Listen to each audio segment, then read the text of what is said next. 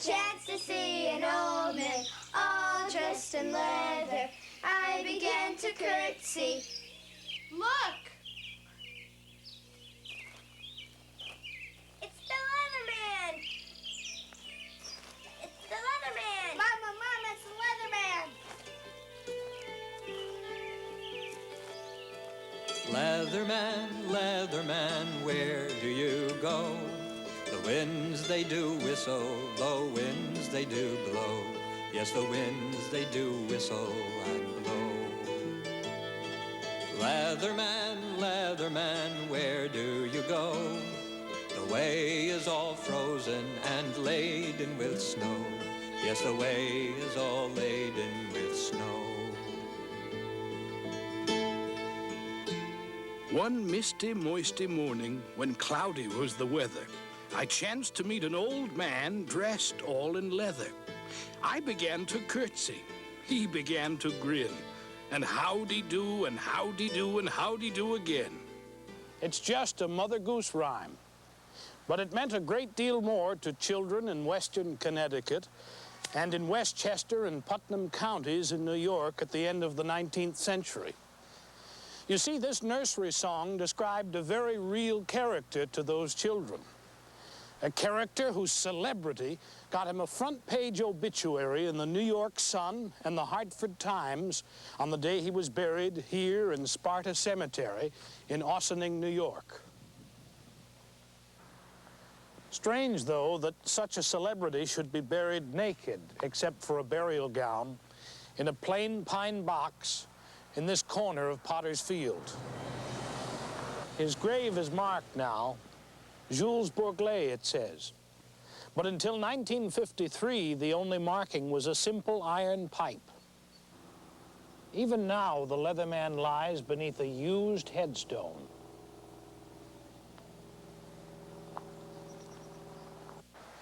But who was he, this man?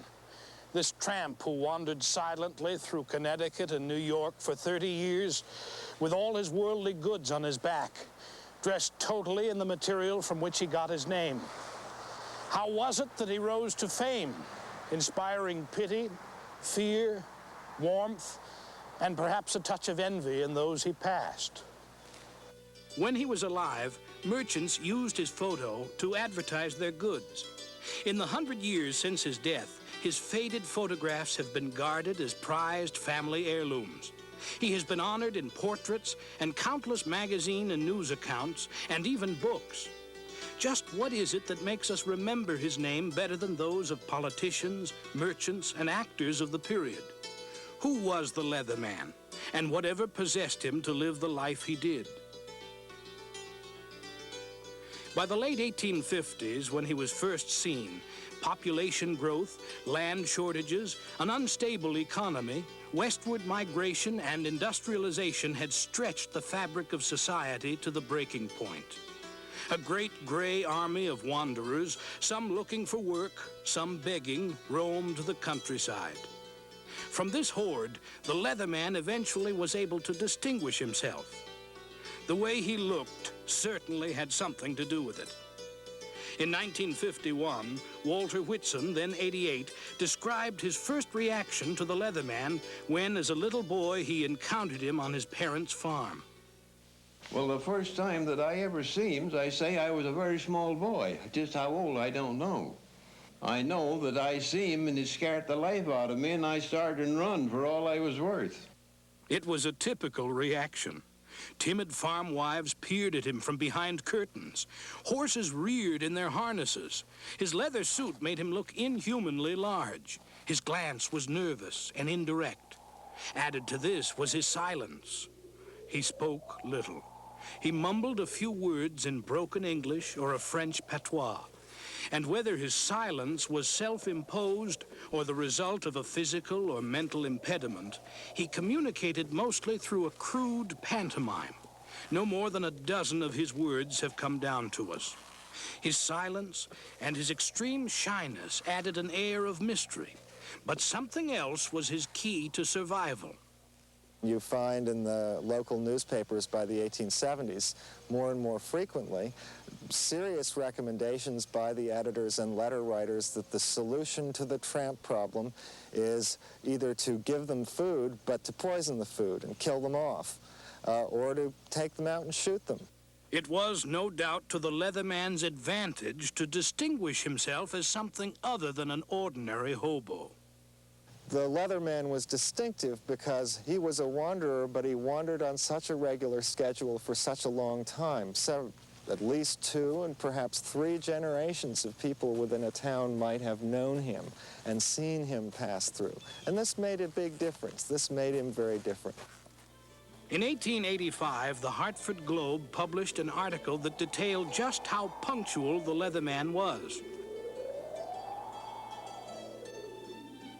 According to the article, the Leatherman traveled a 365-mile circuit between the Hudson and Connecticut rivers. And he appeared like clockwork in the same place every 34 days. More than anything else, it was this regularity of habit, this dogged persistence over the course of 30 years that made him stand out. But was this steadiness a virtue or an obsession? I wouldn't call anybody mad unless I meant angry. Psychologist Bernard Friedlander, hampered by the inability to examine the patient, attempts to shed some light on the Leatherman's actions. But the most impressive thing was the compulsively rigid schedule that he appears to have put himself on when he ranged over an enormous territory. Friedlander is also intrigued by the Leatherman's ability to adapt. I gather that he did not sleep in the same cave or the same hideout on each tour, that he was able to adapt to a regular routine, but with a range of variability. That's a characteristic of intelligence. Most people probably didn't notice the first meal the Leatherman begged. But housewives soon discovered he was no ordinary tramp. For if he enjoyed your hospitality once, 34 days later he'd return. And again 34 days after that. And again, and again, and again. No one is sure how the Leatherman decided which homes to stop at, though the time of day which he passed a home likely had something to do with it. He followed the orders his stomach issued. When he was hungry, he would stop, and he would continue to come back unless something frightened him away. In Plymouth, Connecticut, at the Quiet House, a camera was concealed behind a bedsheet. The sheet was dropped, a photograph taken. But the image of the Leatherman on that photographic plate was all they had to remember him by, because he never returned for another meal. Upon arriving for a meal, he would rap sharply with a stick. When the owner answered, he would indicate he was hungry by pointing to his mouth and grunting. Of course, after several visits, even this pantomime was unnecessary. He was served his meals outside. Housewives were probably just as happy that he was reluctant to step indoors, for though he was visibly clean, he wore the same suit of clothes day in and day out. He was not known to bathe regularly. So, with a mumbled thanks or a slight bow, or most often without any fanfare at all, he was off. Rain or snow, heat or wind, he ate outdoors, sometimes taking food with him to eat later on the road, or in one of his shelters in the evening. Soon the strange visitor was a stranger no more, and though his visits to the kitchen door were like those of a wild animal who had grown tame enough to beg for scraps, his skittishness proved to be endearing. I think that the reason that people seem to like the old Leatherman, they like to do something kind for someone. Roy and Sarah Foote have spent nearly 40 years gathering interviews with people who had seen the Leatherman. So they would stay home from the Sunday school picnic to be there when the Leatherman came. They'd mark it on the calendar. They had to get up and bake hot biscuits and have hot biscuits and honey for the Leatherman that day because they were sure that's what he liked.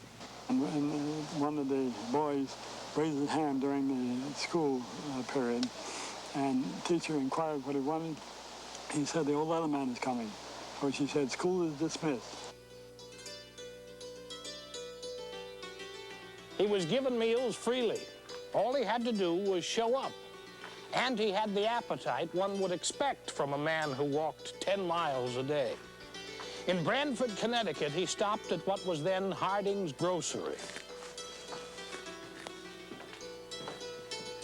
That day, he ate a can of sardines, a loaf of bread, a pound of milk crackers, a quarter of a pie, 2 quarts and 2 cups of coffee, a gill of brandy, and a bottle of beer. When he left there, he went down the road half a mile to his regular stop at the Chidsey house and ate his usual 2-quart meal. Though he ate well that day, he was not a glutton. He may have looked large in his bulky suit, but he stood 5 foot 7 inches tall and weighed a trim 160 pounds. Louise Boughton, born in 1881, remembers that even people who treated the Leatherman well, like her mother, still mistrusted his motives. Well, my mother said they made darn fools out of him. Elevated him, you know. And there were others who didn't offer the simple kindness of a meal. The only thing they threw his way were insults and jeers. When he came into town, all the children would gather, and maybe some of them looked upon him as a beloved figure, but I gather he was unmercifully teased and harassed. When you read the stories of the people who tried to get him drunk and tried to get him to talk about his background, and of course places that he once went through which he began to avoid because he had had bad experiences there. It happened in New Haven and Forestville. Local toughs swarmed out of a tavern and decided the Leatherman would speak if his tongue were loosened with drink. In both places, he resisted his assailants. In New Haven, he was held while liquor was forced down his throat. In Forestville, he was thrown in a horse trough. Because of incidents like these, the Leatherman avoided populated town centers and traveled country lanes and railway sidings. Records of cruel acts are few. Many more accounts detail the concern felt for the Leatherman, especially in 1877, when a raw sore first appeared on his lip. The early winter had been severely cold. Newspaper accounts of the day mentioned the Leatherman's condition. The sore on the Leatherman's lip had become aggravated. The skin on his hands, face, and chest had suffered frostbite, causing it to become hard and swollen. The skin cracked and oozed blood. Despite his condition, the Leatherman refused to accept any help that was not routinely offered him. This predicament fueled speculation that the Leatherman's journey through this world was nearing an end. The people who worried most about the Leatherman were those who lived along the country lanes that made his route. These folk gave him what solace they could through their offers of food. Though they could satisfy his hunger, most could not convince the Leatherman to take lodging with them. They wondered how he survived the cold winters in the wild. It was the adventurous children who tagged behind him into the woods who first discovered that he stayed in caves and rock shelters. Let's remember, these caves look hidden today with the trees, but in the 1870s and 80s, these trees were not there. You know, this was open farmland in Connecticut and New York, and it was very easy as you were walking along a country road to see these outcrops of rocks on the side of the hills. These caves offered him some protection, but it is still hard to imagine how and why for 30 years he endured the wet, cold mornings of winter, waking with stiff, aching muscles long after the fire had burned out. Perhaps the biggest surprise of all was that he was able to survive the Great Blizzard of '88. Cities were shut down with all modes of transportation brought to a standstill.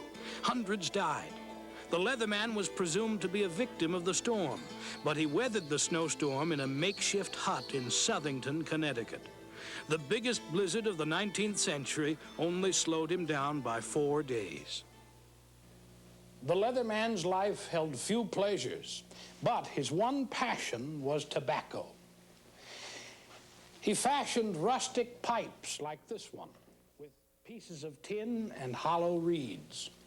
His tobacco came from a pouch filled with cigar stubs he found along his route. Just at night, when he'd sit down by his little campfire, he would smoke. In fact, 2 or 3 people that we have talked to would go up and sit and just sit with him. That was one was Uncle Dick Moriarty of Norwalk. He would get out of school, and he'd know when the Leatherman was going to be. He'd go up there and he'd sit with the old Leatherman. The two would sit side by side, the young boy and the old man, sitting there side by side, neither one talking. One thing most people didn't notice much of in the old Leatherman was change. He seemed old when he first began his circuit, and he seemed old when it ended 30 years later. Perhaps it was the great shapeless leather suit that hid the changes of time in the Leatherman. As crude as it looked, it was actually carefully crafted. A crazy quilt of leather patches sewn together in a shingled fashion. And it was heavy. After his death, it was found to weigh 60 pounds. His shoes were of similar crude fashion, with thick wooden soles nailed to leather uppers. Hot in the summer, drafty in the winter, the suit became stiff and had to be oiled occasionally by an obliging tanner. Most of the leather for the suit came from discarded boot tops.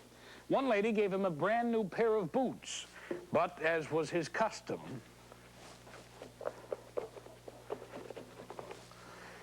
he returned the soles to the horrified woman and ambled away after a muttered word of thanks.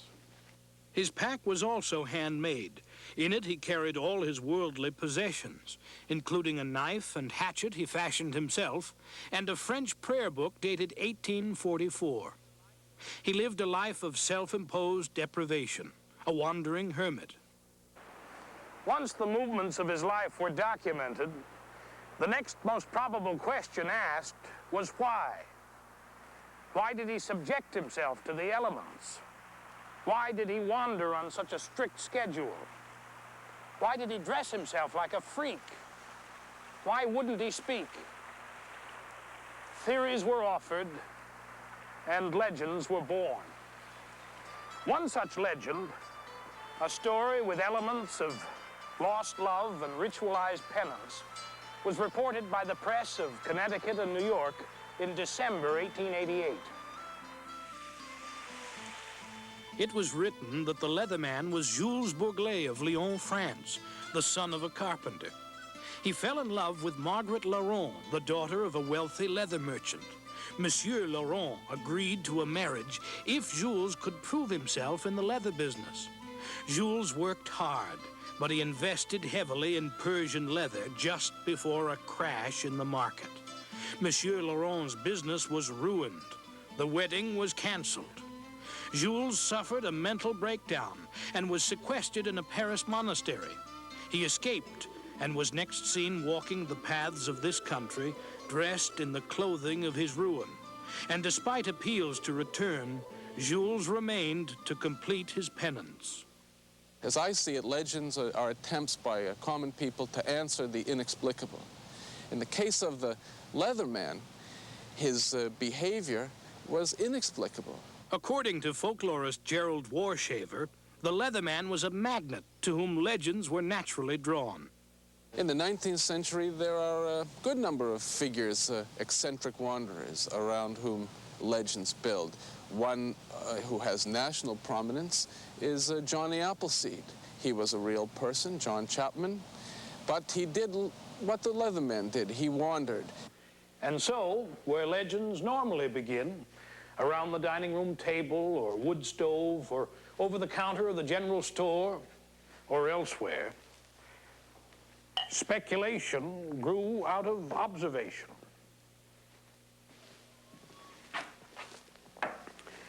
Some legends took a religious twist. It was assumed by many that the Leatherman was a Roman Catholic. He wore a religious medal, carried a prayer book with him, and refused meat on Fridays. Added to this was the kindness he showed toward children. When they first saw him, children were naturally frightened, but they were also the first to sense his gentleness, and they warmed to him quickly.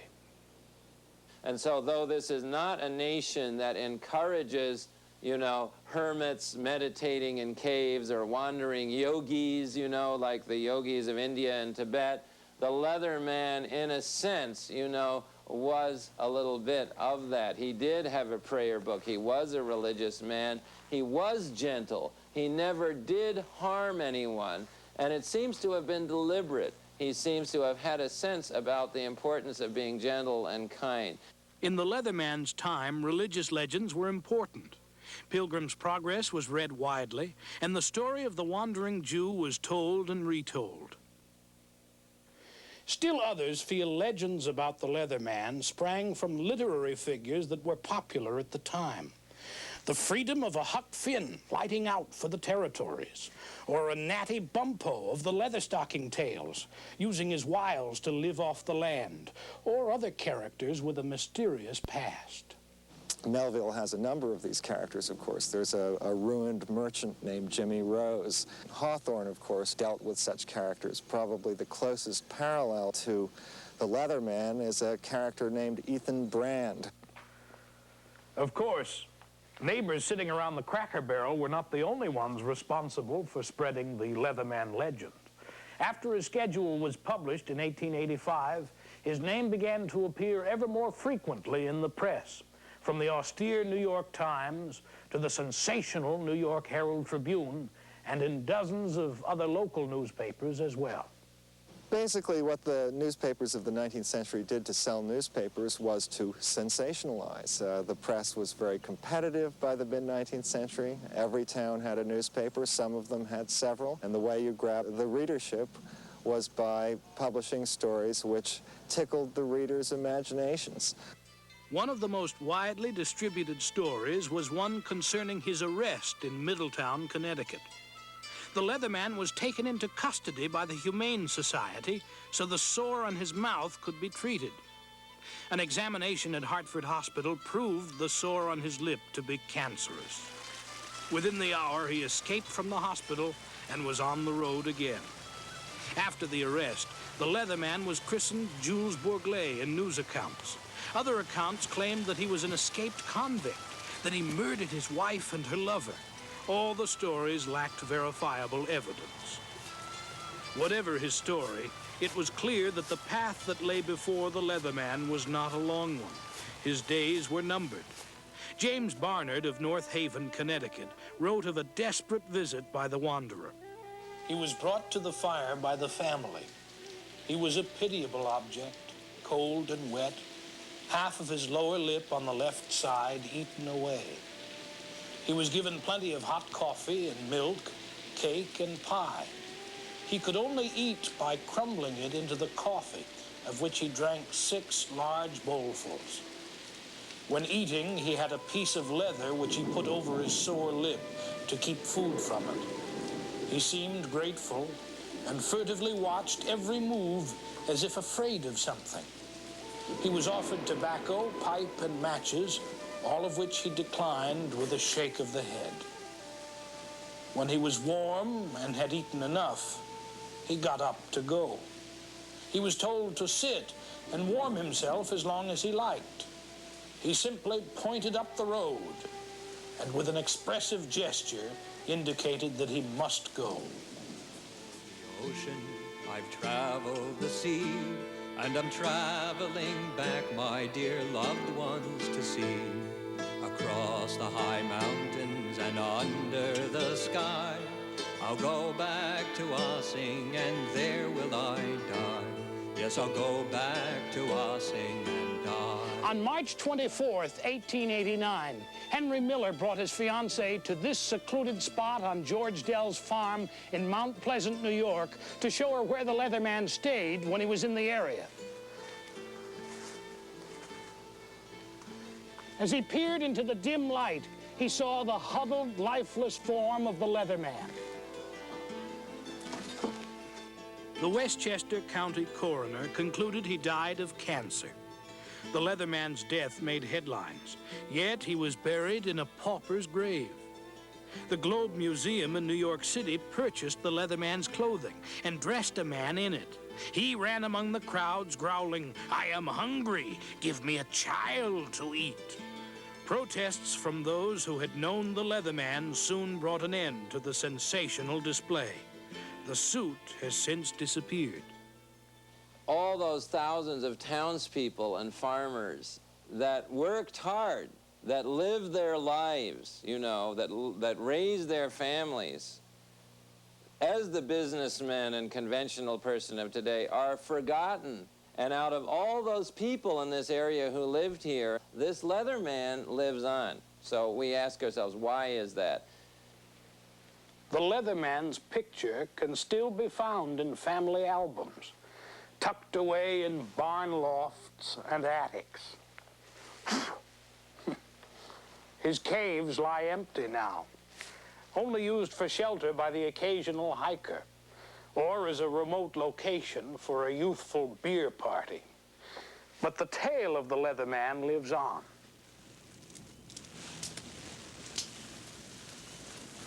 One story tells of his nights by the campfire, where he would sit and read from his prayer book and occasionally sing a remembered French hymn. Who knows whether to believe it, but it is part of the charm of the Leatherman's tale, a tale in which it has become nearly impossible to separate legend from fact, to separate man from myth.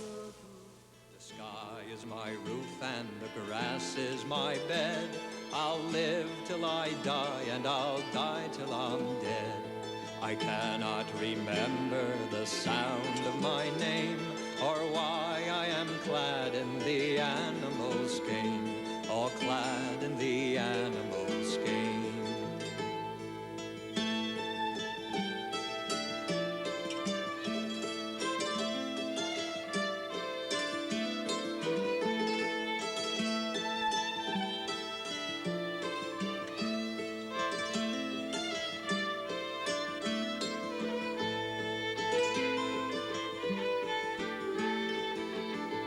Then Leatherman, Leatherman, tarry a while from your mumbling, stumbling, wearisome mile, from your mumbling, wearisome mile. Then Leatherman, Leatherman, tarry a while and tell me the reason you never do smile. Oh, why then you never do smile? My body is aching and racked with pain. My soul is in torment and burdened with shame. The cause of my torture I never can tell, as I trod this cruel road between heaven and